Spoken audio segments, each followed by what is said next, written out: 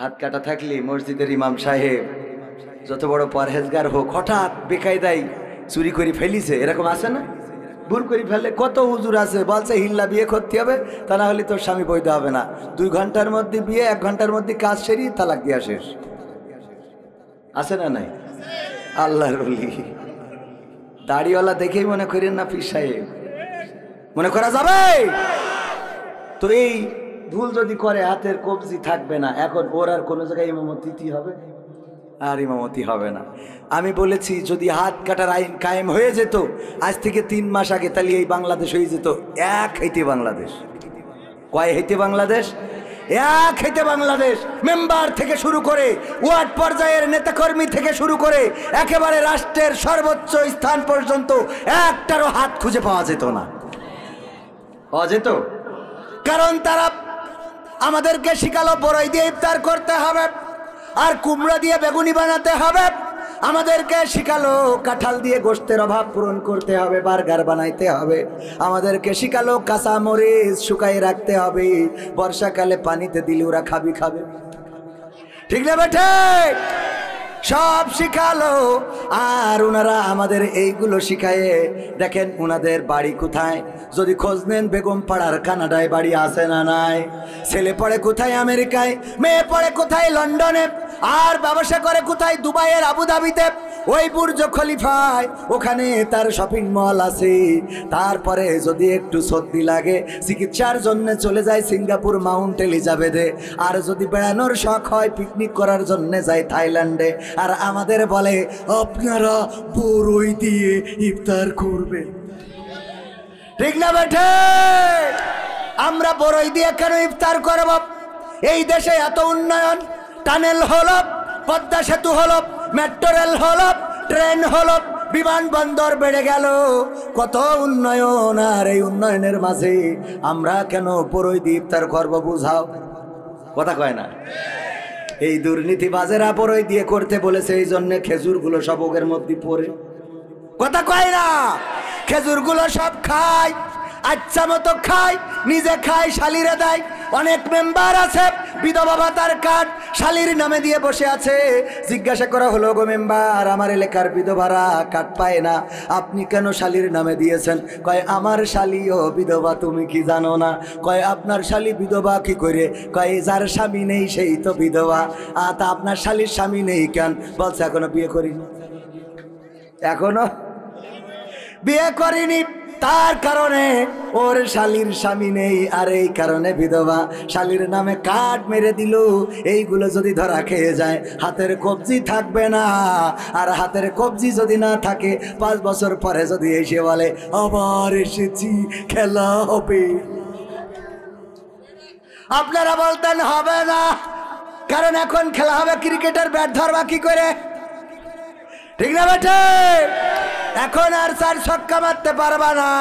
ওগো আমার ভাইয়েরা, এই দুর্নীতি করার জন্য, করানোর জন্য কোরআন আসে নাই, বরং দুর্নীতি বন্ধ করার জন্য কোরআন এসেছে। কোরআনের আইন হলো যদি কেউ চুরি করে, যদি কেউ অন্যায়ভাবে কারো সম্পদ ভক্ষণ করে, তাইলে এটা আইনে প্রমাণিত যদি হয়ে যায় তার হাতের কবজি কেটে দিতে হবে। আমি বলি কোরআনের আইন অনুযায়ী যদি কেউ জেনা করে বিবাহিত হয়, যদি কেউ ধর্ষণ করে তার শাস্তিটা কি? তার শাস্তি কি? যদি কেউ জেনা করে ব্যভিচার করে তার শাস্তি কি? মাজা পর্যন্ত গেড়ে দাও, তারপরে ইট পাথরে নিক্ষেপ করে সঙ্গে সার করে ফেলো।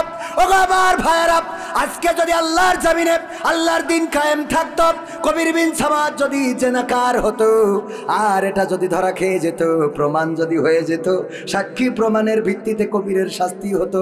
শরিয়া অনুযায়ী মাজা পর্যন্ত গেড়ে দিয়া জনপ্রকাশ্যে তার ইট পাথর মেরে হত্যা করতে হবে।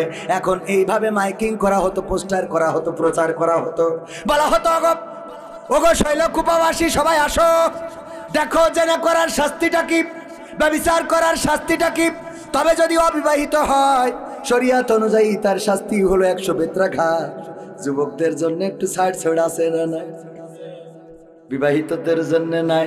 অনেক আছে আল্লাহ আহারে নানান রকম দোহাই দিয়ে, ইসলামের দোহাই দিয়েও উল্টো পাল্টা কাজ করে থাকে। এই কাজ যদি কবির বিন সামাদ হুজুর হয়েও করে, প্রমাণ হয়ে গেলে শাস্তি হলো মাজা পর্যন্ত গেড়ে দাও। জাহান্নামের ভয় দেখিয়ে ছাত্রীদের ধর্ষণ করেছে, এমন নিউজ আমাদের সামনে এসেছে না আসে নাই? মাজা পর্যন্ত গেড়ে দাও, তারপরে ইট পাথর নিক্ষেপ করে হত্যা করো।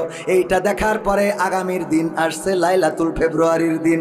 এই সঙ্গে স্যার যদি কবির বিন সামাদের করা হতো, এই শৈলকুপার মানুষ লাইলাতুল ফেব্রুয়ারিতে একজনেরও ইবাদত করার জন্য পাওয়া যেত না। ঠিক না বেঠে? মোটর সাইকেলে গিয়ার দিয়া তো দূরের কথা, বলতো আব্বা ওই গাড়ি কিনারই দরকার নেই। ঠিক না বেঠিক? মোটরসাইকেল কি ওরে ওরে ওরে ওরে ওরে। আহারে লাইলাতুল ফেব্রুয়ারি সামনে আসছে, আজকালকের ছেলেরা বই নিয়ে আর বসে না, ও বাবা গুগলে সার্চ করিয়া পড়ি। ওরে কালের মেয়েরা কোরআন হাদিস ধরে না, এখনকার মা বোনেরা পবিত্র কোরআন পড়ে না, ও আল্লাহ টিকটকে ভিডিও ওরা করে। আজকালকের ছেলেরা বই নিয়ে আর বসে না, মোবাইলে সার্চ করিয়া পড়ি। আগের সময় প্রেম করিলে মুরব্বীরা বলতো পাইছো কি, এখন বলে শখ করিয়া বাবু তুমি খাইছো কি? ঠিক না বেঠে? বাবু তুমি কি খেয়েছ? না এখনো খাইনি, কলা দিননি। আগের সময় প্রেম করিলে আমার মুরব্বীরা বলতো পাইছো কি, এখন বলে শখ করিয়া বাবু তুমি খাইছো কি? লজ্জা শরম নাই আইলাম কোন জামানাই, লজ্জা শরম নাই আইলাম কোন জামানাই, ভবিষ্যৎ দেখি অন্ধকারে। আজকালকের ছেলেরা বই নিয়ে আর বসে না, ও বাবা গুগলে সার্চ করিয়া পড়ি। নতুন করে হয়েছে চালু এখন আবার কোন ট্রেন্ড, পরিচয় করাই দেখি এই আমার গার্লফ্রেন্ড। আছে না নাই? নতুন করে হয়েছে চালু এখন আবার কোন ট্রেন্ড, পরিচয় করাই দেখি এই আমার বয়ফ্রেন্ড। শরমের মাথা খাইয়া গেছে ওরা পাগল হইয়া, শরমের মাথা খাইয়া গেছে ওরা পাগল হইয়া, ভবিষ্যৎ দেখি অন্ধকারে। আজকালকের ছেলেরা বই নিয়ে আর বসে না, ও বাবা গুগলে সার্চ করিয়া পড়ে।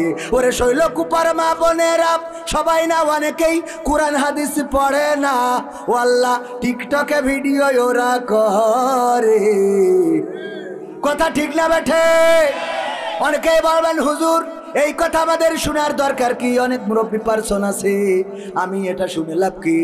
আমার মুরব্বীর নাতনি আছে, পুতনি আছে না নাই? নাতিন পুতিন যাই বলেন না কেন, দেখা যায় দাদি যাচ্ছে, ওরে বাবা বুরকা পরেছে, কালো বুরকা, আবার ওই চামড়াগুলো দলা হয়ে গেছে, তারপরেও হাত মোজা লাগাইছে, ওরে সুন্দর হাত মোজা, তারপরে পা মোজা, এরপরে যে আবার ওই যে মুখে চোখে একটু খোলা বিলে সানগ্লাস, আবার সানগ্লাস দিয়ে তারপরে আবার আর একটা পর্দা। অথচ দাদের ওই যে গালের মধ্যে একটা দাঁতও নেই। যদি জিজ্ঞেস করেন যে যাবেন কনে, হয় কুফাই আবো, কনে হয় কুফাই আবো, শৈলকুপা যে বলবে দাঁতই তো নাই, হয় কুফাই আবো বুঝিবা। আর সাথে থাকা নাতি অথবা পুতিন, আপনারা কি বলেন? নাতিন ছেলের ঘরের মেয়ে অথবা মেয়ের ঘরের মেয়ে, সাথে থাকা নাতি সাওয়াল।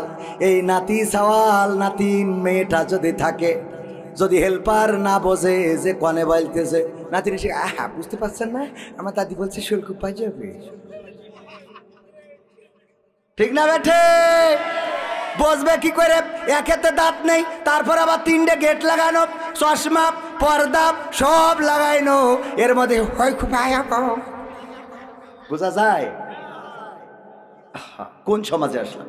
অথচ আগের সময় যদি কেউ মেয়ে দেখতে যেত বিবাহের জন্যে, যে জিজ্ঞাসা করতো মাগো কোরআন পড়তে পারো কিনা, যদি বলতে পারি তাইলে বের করে দিত, এই নাও সূরা ইয়াসিন থেকে একটু শোনাও, ইয়াসিনুল কুরআনিল হাকিম ইন্নাকা আলা মিনাল মুরসালিন সব পড়তো। ওগো আমার ভাইয়েরা, তারপর বলতো আয়াতুল কুরসি হবে কিনা, আল্লাহু লা ইলাহা ইল্লা হুয়াল হাইয়ুল কাইয়্যুম লা তাখুযুহু সিনাতু ওয়ালা নাওম। এরপরে দুরূদ ইব্রাহিম হবে কিনা, আল্লাহুম্মা সাল্লি আলা মুহাম্মাদি ওয়া আলা আলি মুহাম্মাদ। সব পড়া লাগে। বড় তুমি দেখি তুমি এটা পারো কিনা, ওটা পারো কিনা, এইভাবে ধরা হতো। তারা যখন বলতো সব পারি, সব পাশ হয়ে যেত। চেহারা যদি একটু খারাপও হতো, তারপরেও বলতো ঠিক আছে, নদীর পানি ঘোলা ভালো, জাতের মেয়ে কালো ভালো, পাশ করে দিত। আর এখন ওইটা চলে না, চলে না। এখন যার যত সুন্দর চেহারা, মেকআপ করে আসবে, এরপরে দেখতে যাবে ইয়াং যুবকদেরকে নিয়ে, দেখতে যাইয়ে বলবে তোর ভাবির কাছে জিজ্ঞেস কর, কি জিজ্ঞেস করবি, হঠাৎ করে জিজ্ঞেস করে ভাবি আপনার টিকটকে ফলোয়ার্স কত? টিকটকে ঠিক বলছি না? ঠিক বলছি। ওগো ভাবি আপনার রিলসের ভিউজ কেমন হয়, আর্নিং কি আসে, মনিটাইজেশন কি হয়েছে, এইগুলো জিজ্ঞাসা করা হয়। কাপল ভ্লগ কি করতে পারবেন? কাপল ভ্লগ আছে না? হ্যাঁ গাইস, হ্যাঁ এই যে দেখো আমার পাগলটাকে নিয়ে এসেছি, যার সাথে বেশ পাগল আছে পিছনে। হ্যাঁ তোমরা কেমন আছো, আমার কথা কি শোনা যায়? আমার কথা শোনা গেলে কমেন্ট করো। হ্যাঁ কবির বিন সামা জয়েন করেছে, হাই। শয়তান, ঠিক না বেঠে? পবিত্র কোরআনের সূরা সফের 2 এবং 3 নম্বর আয়াত তেলাওয়াত করেছি, মনে আছে? মনে আছে? 2 নম্বর আয়াত আল্লাহ বললেন ইয়া আইয়ুহাল্লাযীনা আমানু লিমা তাকবুলুনা মা লা তাফআলুন। ওগো ঈমানদারেরা, এমন কোনো কথা বলো না যা তোমরা কাজে পরিণত করো না। 3 নম্বর আয়াত হলো কাবুরা মাকতান ইনদাল্লাহি আন তাকবুলু মা লা তাফআলুন। সূরা সফ 2 এবং 3 নম্বর আয়াত আমাদের খুব দরকার। হুজুরের দরকার বেশি, তারপরে আপনাদের দরকার। আমরা মুখে যা বলি কাজে তা করার লোক কম না বেশি? মুখে কত কথা বলি, কাজে পরিণত করি না। এই সূরাটা নাজিল হয়েছিল মদিনায় আল্লাহর নবী সাল্লাল্লাহু আলাইহি সাল্লামের উপরে। এমন একটা সময় নাজিল হয়েছে যেই সময় উহুদের যুদ্ধ হয়েছিল। উহুদের যুদ্ধের পরবর্তী সময়ে সূরাটা নাজিল হয়েছে। প্রেক্ষাপট তেমনটাই বলে, কারণ আল্লাহর নবী যখন উহুদের যুদ্ধের জন্য সাহাবীদেরকে ডাক দিলেন, সাহাবীরা সবাই জড়ো হয়ে গেল, যুদ্ধের ময়দানে রওনা করলো। আব্দুল্লাহ বিন উবাই যে কাঠি করে নিয়ে 300 ওজন ফিরিয়ে নিয়ে চলে গিয়েছিল। আর তার প্রেক্ষাপট অনুযায়ী বুঝায় আল্লাহ ওই মানুষদেরকে ডেকে বললেন ইয়া আইয়ুহাল্লাযীনা আমানু লিমা তাকুলুনা মা লা তাফআলুন। ওগো ঈমানদারেরা, তোমরা তো অভয় দিয়েছিলে রাসূলের সাথে থাকবে, রাসূলের সাথে যুদ্ধে লিপ্ত হবে, রাসূলের সাথে লড়াই করবে বিজয় না হওয়া পর্যন্ত। অথচ তোমরা কেমন করে আব্দুল্লাহ বিন উবাইয়ের কথা শুনে সেখান থেকে পিছুটান নিয়ে চলে আসলে। আল্লাহ রাব্বুল আলামিন যেন তাদেরকে এই কথাগুলো বললেন। এরপরে কি বললেন? কাবুরা মাকতান ইনদাল্লাহি আন তাকুলু মা লা তাফআলুন। এটা আল্লাহর কাছে অত্যন্ত অপছন্দের, অত্যন্ত ঘৃণার যে তোমরা মুখে যা বলো কাজে তা পরিণত করো। এমন মানুষ আমাদের সমাজে আছে না নাই? বলে আল্লাহর পথে থাকবো আজীবন, নামাজের জন্য যদি হাত উঁচু করানো হয় নামাজ ছাড়বেন না। কয়জন হাত উঁচু করেন? সবাই হাত উঁচু করে আর ওয়াদা করে নামাজ ছেড়ে দেব না, নামাজ কাজা করব না। পরের দিন যখন মুয়াজ্জিন ফজরের আজান দেয় তখন আবার সিদ্ধান্ত নেই আজকে না কালকে পড়া ধর্ম। ঠিক না বে ঠিক? আজান দেওয়ার পরে আর মসজিদে নাই। কতবার ওয়াদা করলাম, কতবার হুজুরদের কাছে হাত উঁচু করে বললাম নামাজ ছাড়বো না, নামাজ ছাড়বো না, রোজা ছাড়বো না। কত কথা বলি, আমিও অনেক ওয়াজ করে যাই, দেখা যাচ্ছে আমার সাথে মিল নাই। আমার জন্যও এই আয়াতটা কার্যকরী। আমরা মুখে বলবো, কাজে পরিণত করবো না। আমরা বলি গীবত করা যাবে না, আমরা বলি পরনিন্দা করা যাবে না, আমরা বলি পরচর্চা করা যাবে না, আমরা বলি অন্যের আড়ালে তার দোষ গুণ দোষ আলোচনা করা যাবে না। কিন্তু এই দোষ আলোচনা করার জন্য আমরা হুজুররা এতটাই এক্সপার্ট যে উঠে পরে আগে চলে কুপা কুপু। ঠিক না বে ঠিক? ওই হুজুর এই বলেছে, ওই দল এই বলেছে, এই দলের সাথে চলে না, ওইটা ইসলামী দল না, এইটা জায়েজ না, এইটা না জায়েজ, এইটা হারাম, এইটা হালাল, এইটা বৈধ, ওইটা অবৈধ, এইটা বলা যাবে, ওইটা বলা যাবে না। আছে না? মিজানুর রহমান আজহারি ভাই 5 বছর 6 বছর আগে কোন একটা কথা বলেছেন, স্লিপ অফ টাং করে বলে ফেলেছেন কাওবায় রাসূল সাল্লাল্লাহু আলাইহি সাল্লাম সম্বন্ধে। এই শব্দটা সম্মানের নয়, এই শব্দটা রাসূলের শানে উচ্চারণ করা বেয়াদবি, এটা ঠিক। কিন্তু এটা নিয়ে আলোচনা সমালোচনার ঝড় বয়ে গেল। তাকে তার মাথা এনে দিলে 10 লক্ষ টাকা দেওয়া হবে, কত ঘোষণা, অথচ 100টা কথার মধ্যে একটা স্লিপ অফ টাং, 99টা ভালো কথা। এই ভালো কথার জন্য তার 10টা টাকা পুরস্কার দেওয়ার মতো আল্লাহর বান্দা পাওয়া গেল না। কথা কি বুঝে আসছে? একটা মানুষ 10 গুণ মিলাইই তো মানুষ হয়। আদম আলাইহিস সালামকে আল্লাহ বললেন, ওগো আদম, খবরদার তুমি ওই গাছটার নিকটবর্তী হবা না, ফল খাওয়া তো দূরের কথা, ওই গাছের কাছে যাবা না। আদম আলাইহিস সালামকে ধোঁকা দিল শয়তান, আর সেই শয়তানের ধোঁকায় গাছের কাছে চলে গেল, এমনকি ফলও গালের মধ্যে ভরে নিল। ভাইরা আমার, আল্লাহ রাব্বুল আলামিন জান্নাত থেকে বের করে দিলেন। আদম আলাইহিস সালামকেও আল্লাহ ক্ষমা করেছে না করে নাই? ক্ষমা করলেন। আজকেও আমার দুপুরবেলা আপনাদের মহেশপুর থেকে একজন নয় 5 জন গিয়েছিলেন প্রাইভেটে করে আমার মাদ্রাসা দেখার জন্য। সেখানে যাওয়ার এক পর্যায়ে আলোচনায় বললাম, ভাইয়েরা আমার, আল্লাহর নবীর সাহাবী ওমর রাদিয়াল্লাহু তাআলা আনহু নসিবটা ভালো যে সেই সময় জন্মগ্রহণ করেছে এবং মক্কা মদিনায় জন্মগ্রহণ করেছে। যদি বাংলাদেশে হতো আর বাংলাদেশে যদি নবী আসতো আর ওমর রাদিয়াল্লাহু তাআলা আনহু যদি আল্লাহর নবীর মাথা কাটতে যাইতো, তাইলে এই বাঙালিরা এত বড়, এত মানে নিজেদের মধ্যে অপরাধ, নিজেদের মধ্যে মানুষের দোষ গুণ এত ধরে রাখতে পারে যে ওমর রাদিয়াল্লাহু তাআলা আনহু আল্লাহর নবীর মাথা কাটতে যাওয়ার পরে আল্লাহর নবী তার ব্যাপারে সার্টিফিকেট দিলেন, ওগো আমার সাহাবীরা শুনে নাও, আমার পরে কোনো নবী আসবে না, আমি খাতামান নবিয়্যিন, আমার পরে কোনো নবী আসবে না। আমার পরে যদি কোনো নবী আসতো তাইলে স্বয়ং ওমর হয়ে যেত সেই নবী। বলেন আল্লাহু আকবার। ওমর হয়ে যেত সেই নবী। আর আমাদের জামানায় যদি ওমর রাদিয়াল্লাহু তাআলা আনহু থাকতো আর ইসলাম কবুল করার পরে যদি একটু ইসলামের সামনের দিকে এগিয়ে যেত, পিছন থেকে আমার ভাই ডাক দিয়ে বলতে, ওমর পিছনে তুই তো সে যে নবীর মাথা কাটতে এলি, নাউজুবিল্লাহ। বলতো না, ওমর এত গলাবাজি করার কিছু নাই, পিছনে বসেন, আপনি তো সে যে আমার রাসূলের মাথা কাটতে আইছিলেন, সরি বসেন। ঠিক না বেঠে? আমরা ক্ষমা করতে পারি না, মানুষ ভুল করবে, ক্ষমা চাবে। বিশ্ব নবীর হাদিস, আল্লাহর নবী সাল্লাল্লাহু আলাইহি সাল্লাম বললেন, হাদিসটা পড়ার পরে আমিও চমকে গেলাম। আহারে, আল্লাহ চান, আল্লাহ এই পৃথিবীটা সৃষ্টি করেছেন, আল্লাহ রাব্বুল আলামিন নানান ভাবে, নানান রঙের, নানান পদের মানুষ তৈরি করেছেন। কারো হাত, কারো পা, কারো চোখ, কারো নাক, কারো ব্যতিক্রম ভাবে নানান ভাবে সৃষ্টি করে দিয়েছেন। আল্লাহর নবী বলছেন, ওগো আমার সাহাবীরা শুনে নাও, যদি তোমরা ভুল না করো আর ভুল করে যদি আল্লাহর কাছে তওবা না চাও, সবাই যদি আল্লাহওয়ালা ইমানদার হয়ে যাও, আল্লাহ রাব্বুল আলামিন ওই জাতিকে ধ্বংস করে দিয়ে এমন একটা জাতি আনবেন যেই জাতি ভুলও করবে আবার আল্লাহর কাছে ক্ষমাও প্রার্থনা করবে। আল্লাহু আকবার। আল্লাহ এটা চান আমরা ভুল করি আর ক্ষমা চাই কার কাছে? আল্লাহর কাছে নত হই।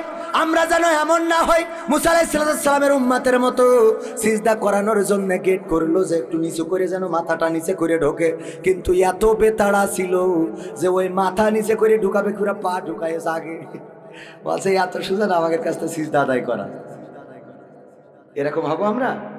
এরকম হবো? আমাদের উদারতা দেখাতে হবে, কথার সাথে কাজের মিল থাকতে হবে, কারণ এই দুনিয়া চিরদিনের নয়, এই পৃথিবী ছেড়ে চলে যেতে হবে। আমরা ভুলে যাই আল্লাহকে। আল্লাহ বললেন সূরা বাকারার 28 নম্বর আয়াত, কাইফা তাকফুরুনা বিল্লাহি ওয়া কুনতুম আমওয়াতান ফাহইয়াকুম সুম্মা ইউমীতুকুম সুম্মা ইউহয়িকুম সুম্মা ইলাইহি তুরজাউন।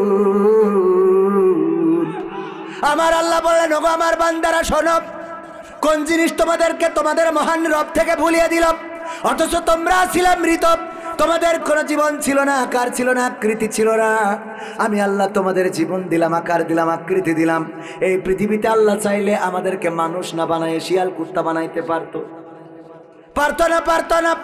আল্লাহ চাইলে শিয়াল যদি বানাতো, দেখেন শিয়াল এই বাগান থেকে যদি বের হয় দিনের আলোতে, যার মুরগি পোষে নাই, মুরগি পোষা তো দূরের কথা, তারও নাই, তার আত্মীয়রও নাই, কিন্তু ওই শিয়াল বেরোইলে হাতে যদি লাঠি থাকে আইডিও মারবে না। ও তো মুরগি নেই, তো ও ধরবে কি? ওর মারলে কি বললি? ওর অপরাধ কি? কথা কয় না। আবার দেখেন শিয়াল, শিয়ালের আব্বা মা না হয় মুরগি চুরি করেছে, কিন্তু ছোট যে বাচ্চা ওরা তো করে নাই। এই বাচ্চাগুলো কোনোদিন দিনের আলোতে বের হয় না। আল্লাহ তাদের এমন একটা সফটওয়্যার দিয়ে দিয়েছে যে ওগো শিয়াল, তোমার কাজ হলো তুমি বনে থাকবা আর রাতের অন্ধকারে মুরগি খুঁজে বেড়াবা, দিনের বেলায় আমার মানুষদের অনিষ্ট করে বেড়াবা না। যেই সফটওয়্যার ভরে দিয়েছে কোনো শিয়াল মনে করে না। ছোট ছোট বাচ্চারা কোনোদিন বললো না আব্বা চুরি করেছিস তো তুই, আমার অপরাধ কি?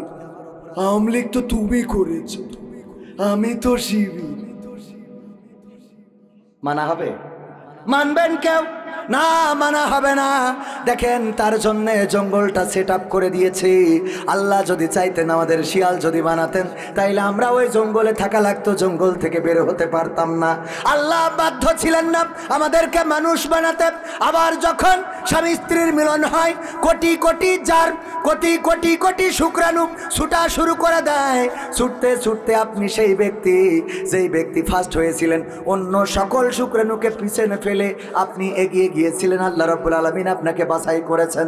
তারপরে আল্লাহ রাব্বুল আলামিন সুন্দর করে মায়ের গর্ভে, মাও জানে না কেমন করে তার মধ্যে হাত হইল, তার মধ্যে পা হইল, চোখ দিল, কান দিল, এত সুন্দর একটা মানুষ দিল। মাও জানে না কেমন করে, মা তো খাইলো ভাত, আর কি ভাত খাইলো, গোশ খাইলো, ডিম খাইলো, দুধ খাইলো, এর বাইরে আর কিছুই খাই নাই। তাই দিয়ে মানুষের মধ্যে আবার আল্লাহ একটা মানুষ বানালেন। তারপরে মা জননী প্রসব করলেন, সুন্দর ফুটফুটে একটা সন্তান আপনি পৃথিবীতে আসলেন। আপনি মা বলে ডাকতে পারেন না, বাবা বলে ডাকতে পারেন না, কান্না ছাড়া কোনো ভাষা নাই। মা জননী যখন আপনি চিৎকার করে কান্না শুরু করে দেন, মা বুঝতে পারে আমার সন্তানের ক্ষুধা লেগেছে। কলিজার টুকরা মা সব ফেলে রেখে চলে আসে। আহারে আমার মা কতবার বলেছেন, তুই তো আমার সেই শখের কবির, যখন তোরে আমি শুয়ায়ে রাখতাম, শুয়ায়ে রাখার পরে চারিপাশের পিপিলিকাগুলো টিপে টিপে মেরে ফেলতাম, যেন কোনো পিপিলিকা তোরে না কামড় দিতে পারে। ওগো আমার ভাইয়েরা, এত মায়া করে মহব্বত করে আপনাকে তিলে তিলে বড় করলো। তারপরে আপনি পূর্ণাঙ্গ বয়সে আসলেন, যৌবন পাইলেন, শক্তি পাইলেন, ভুলে গেলেন আল্লাহকে, ভুলে গেলেন মাকে, ভুলে গেলেন বাবাকে, ভুলে গেলেন আপনার দিন, ভুলে গেলেন কোরআন, ভুলে গেলেন হাদিস। বলেন দেখি, আল্লাহ রাব্বুল আলামিন এই জন্য দুঃখ করে বলেছেন সূরা বাকারার 28 নম্বর আয়াত, কাইফা তাকফুরুনা বিল্লাহি ওয়া কুনতুম আমওয়াতান ফাহিয়াকুম সুম্মা ইউমিতুকুম সুম্মা ইউহয়িকুম সুম্মা ইলাইহি তুরজাউন। ওগো আমার বান্দারা, কেমন করে তোমরা আমাকে অস্বীকার করো, কেমন করে অস্বীকার করো? তোমার চোখ যদি না দিতাম, তুমি ওই ঝিলেদার ব্রিজের উপরে থালা নিয়ে ভিক্ষা করে খাইতে। তোমার যদি পা না দিতাম, তাইলে তোমার ঘরে এমন একটা সুন্দরী স্ত্রী পাইতে না। তোমার যদি হাতটা না দিতাম, দুইটা হাত না দিলে তোমার দেখার মতো কোনো মানুষ থাকতো না। তোমার মা বাবাও হয়তো ফেলে দেওয়ার চেষ্টা করতো।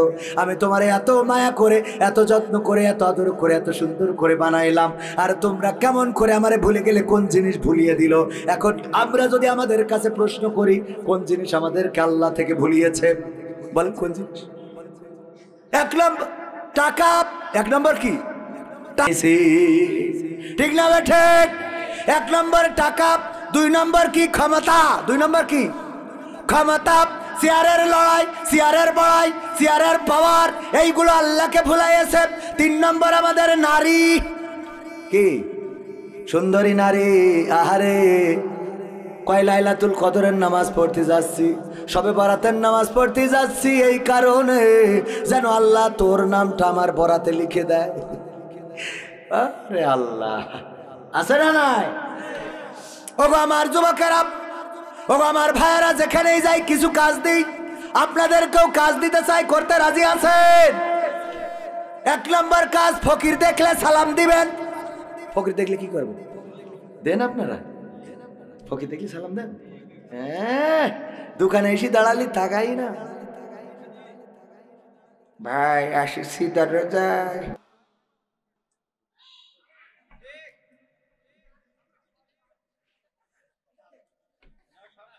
ঠিক না বেঠে?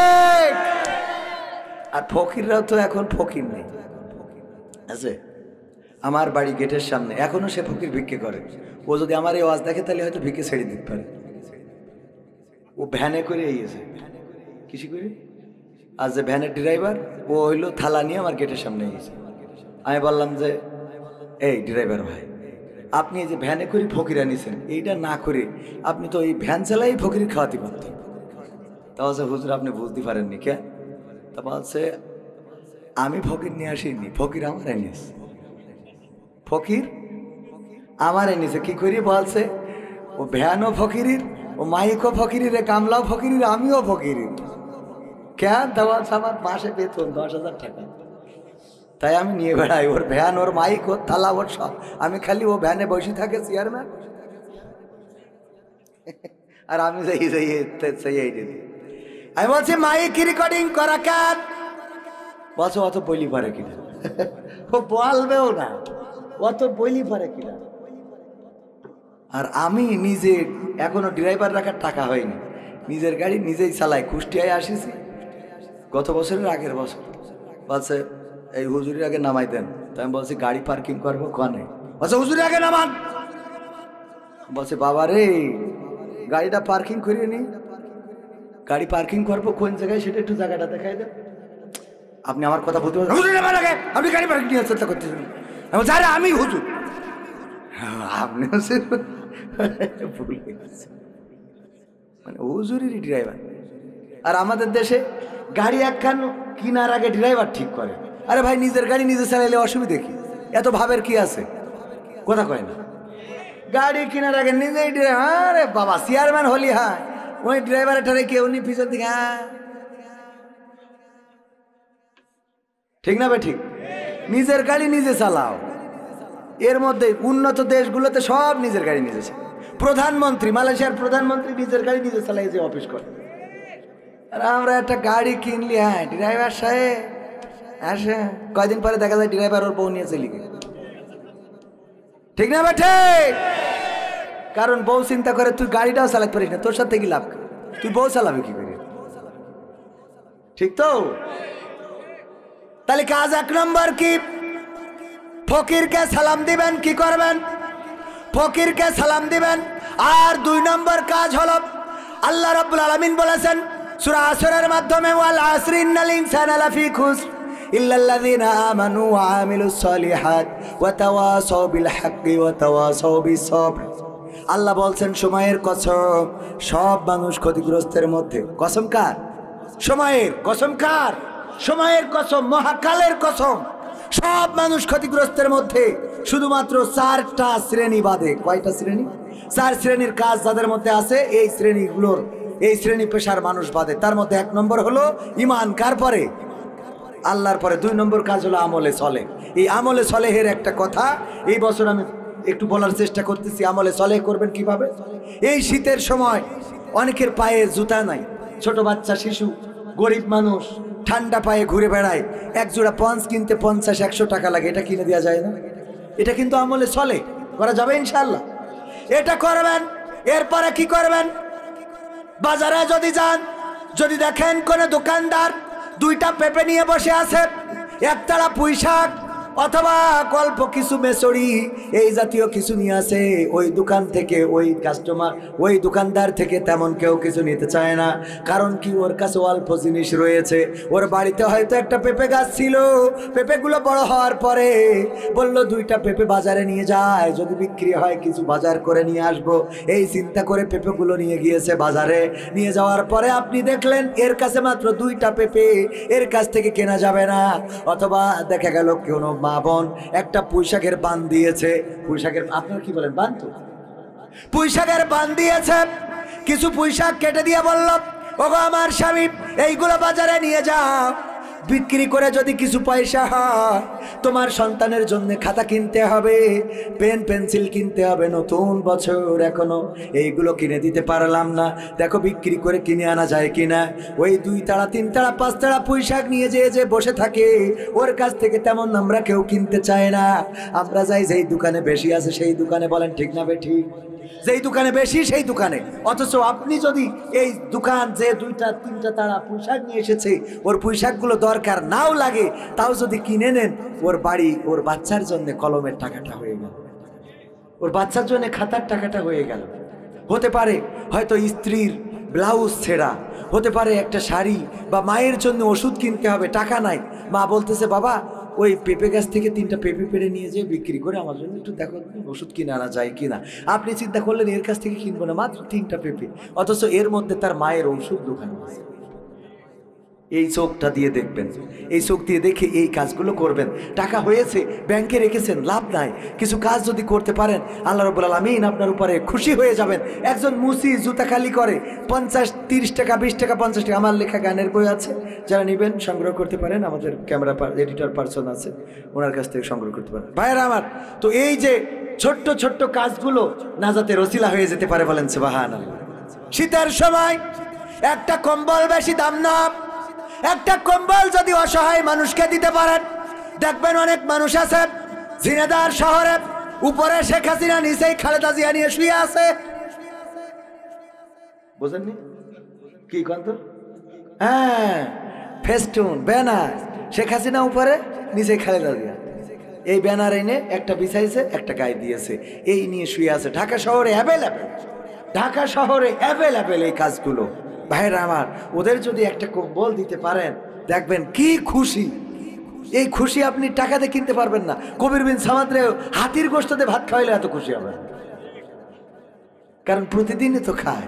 আমাদের কাজ হলো আমরা গরিবদের বুঝি না। চায়ের দোকানে যাবেন, যে দোকানদার চা বানায় না, দোকানদার, আপনি গিয়েছেন 3 জন, দোকানদার আছে 1 জন, কয়জন? 3 জন গিয়েছেন, বলবেন ভাই 4টা চা বানান। কয়টা? কয়টা? 3টা বানানোর পরে দোকানদার বলবে ভাই এই চাটা কার? বলবেন এই চাটা আপনার চা। দেখবেন ওই মানুষটার চোখে পানি চলে আসছে, খুশি হয়ে যাবে। এমন করে তো কেউ বলে না যে আমার জন্য চা। দোকানদার হ্যাঁ আপনি বানিয়েছেন, বলা যায় না এটা? বলেন আপনারা, বলি আমরা।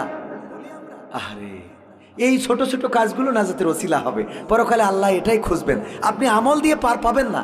আমার একজন বলছিল যে আপনি যে লোক দেখানো দান করেন, এই যে দান করেন, প্রশ্ন করেন, এগুলো তো সোয়াব হবে না। আমি কই এত সোয়াব কি করতাম? একবার সুবহানাল্লাহ বললে গোটা দুনিয়ার ফাঁকা জায়গার সমপরিমাণ সোয়াব আমলনামায় হয়ে যায়। তো সোয়াব তো দুনিয়া ভরে নিয়ে আসে, কথা কয় না। আমার কথা বোঝেননি মনে হয়? একবার সুবহানাল্লাহ বললে, বুখারী শরীফের হাদিস, দুনিয়ার যত খালি জায়গা আছে সমপরিমাণ সোয়াব আমলনামায় লেখা হয় না, হয় না? আল্লাহ রাসূলের কথা, এটা তো মিথ্যা হইতে পারে না। সুতরাং সোয়াব তো সুবহানাল্লাহ বললে কতবার দুনিয়া পরিমাণ সোয়াব আমলনামায় নিয়ে নিয়েছি। সোয়াব কত লাগবে, কত হইলে জান্নাতে যাওয়া যাবে? সোয়াব দিয়ে জান্নাতে যাওয়া যাবে না, আল্লাহর ক্ষমা যদি না থাকে। আল্লাহর ক্ষমা যদি না থাকে, আপনি সোয়াব দিয়ে কি করবেন? আল্লাহ ওসিলা তালাশ করবেন। বান্দা ইকরা কিতাবাকা কাফা বিনাফসিকা আল-ইয়াওমা আলাইকা হাসিবা, পড়ো তোমার কিতাব, তুমি পড়ে তোমার হিসাব করো, দেখি তোমার কিতাবে খুঁজে পাও কিনা কোনো ভালো কাজ আছে। আপনি দেখলেন আল্লাহ, আমি একদিন চায়ের দোকানে যে একজন গরিব মানুষ বসেছিল, চা কেনার টাকা নাই, তারে একটা ড্রাই কেক খাওয়াইছিলাম, 1 প্যাকেট, 1 কাপ চা খাওয়াইছিলাম। কারণ এমন একটা কিতাব যেখান থেকে ছোট ছোট কাজও বাদ পড়বে। ফামান ইয়ামাল মিসকালা যাররাতিন খায়রান ইয়ারা ওয়া মান ইয়ামাল মিসকালা যাররাতিন শাররান ইয়ারা। যাররা পরিমাণ ভালো কাজ সেটাও আল্লাহ দেখাবে, যাররা পরিমাণ খারাপ কাজ সেটাও আল্লাহ দেখাবেন। আপনি 1 কাপ চা খাওয়াইছেন, এইটাও ভালো কাজ, যাররা পরিমাণ। আল্লাহ এই কাজটাইও যদি সন্তুষ্ট হয়, গোটা জিন্দেগির গুনাহ ক্ষমা করে দিবেন, বলেন সুবহানাল্লাহ।